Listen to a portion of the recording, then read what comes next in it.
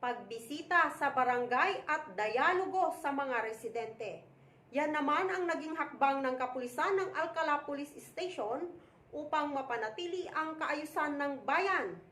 Ang kaganapan tutukan sa balitang hatid ni Police Staff Sergeant Violeta Perez.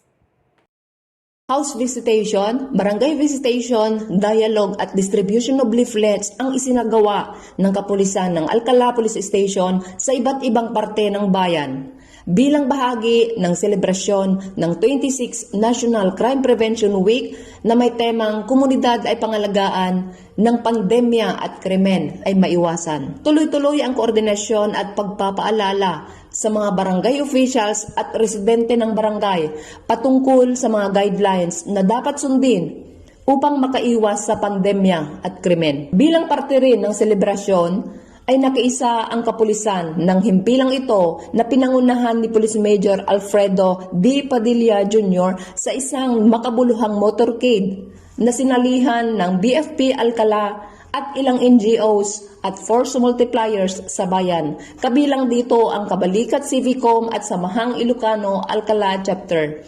Inikot ng grupo ang iba't ibang parte ng bayan upang maipakita at maipadama sa mamamayan na nagkakaisa at nagsama-sama ang iba't ibang NGOs or samahan katuwang ng PNP upang mapanatili ang kaayusan at katahimikan sa bayan.